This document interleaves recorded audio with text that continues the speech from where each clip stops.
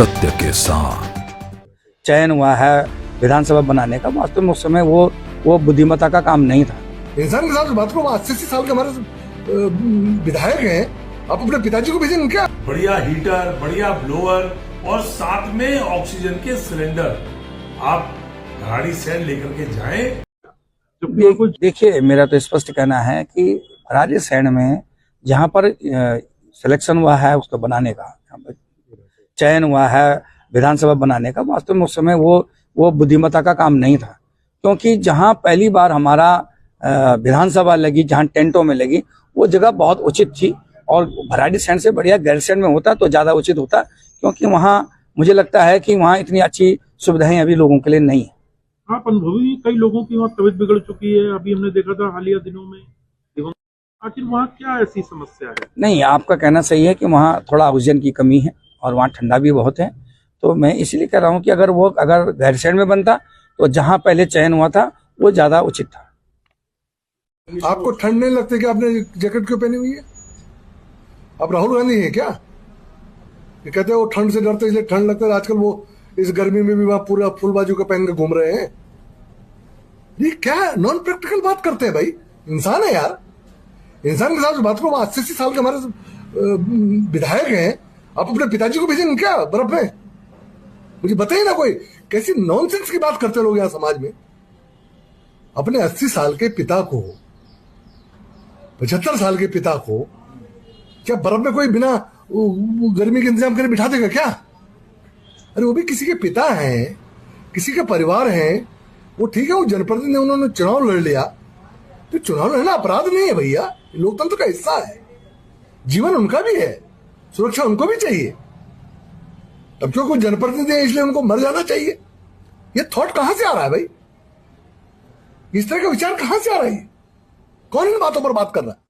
हम भी पहाड़ों में रहे हैं, हम भी 1.5-2 किलोमीटर से पानी ढोया मैंने, लेकिन आज आप मुझसे अपेक्षा करोगे कि मैं 2 घंटे 1.5 किलोमीटर चढ़ाई चढ़ के ले आऊंगा?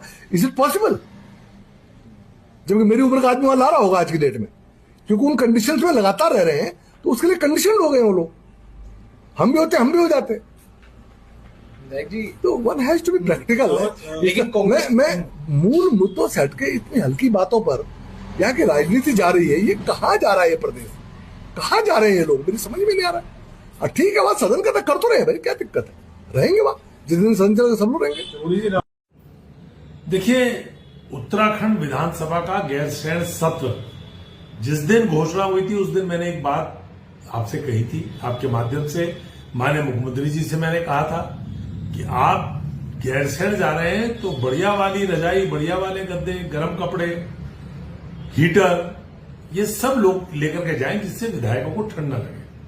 अब माननीय लैंसडाउन के विधायक दिलीप रावत जी का वक्तव्य आया, भराड़ी सैन में उन्होंने कहा कि ऑक्सीजन की भी कमी है। ठंडा तो है ही है, लेकिन वहां ठंड के साथ साथ ऑक्सीजन की भी कमी है। तो मेरा एक और आग्रह आपसे है कि आप बढ़िया रजाई, बढ़िया गद्दे, बढ़िया हीटर, बढ़िया ब्लोअर और साथ में ऑक्सीजन के सिलेंडर आप भराड़ी सैन लेकर के जाएं। और हमने पहले आपसे आग्रह किया था कि सत्र बहुत छोटा है, सत्र को कम से कम 1 महीना होना चाहिए, और 1 महीना ना हो तो कम से कम 3 हफ्ते का तो सत्र होना ही चाहिए। सोमवार तो आवे उसमें। उत्तराखंड की विधानसभा में कोई सोमवार आ ही नहीं रहा। ये क्या राज है, कौन सा सस्पेंस है? सोमवार को सत्र क्यों नहीं हो पाता, ये मैं पूरे प्रदेश की जनता जानना चाह रही है, मैं भी जानना चाह रहा हूं। उसका भी जरा खुलासा अगर विधानसभा के अध्यक्ष कर दे तो बहुत अच्छा रहेगा। लेकिन मेरा हाथ जोड़ करके निवेदन है, विधायकों की सेहत का ख्याल रखें, बढ़िया रजाई, बढ़िया गद्दे, बढ़िया ब्लोअर, बढ़िया हीटर और साथ में ऑक्सीजन का सिलेंडर लेकर के जाए।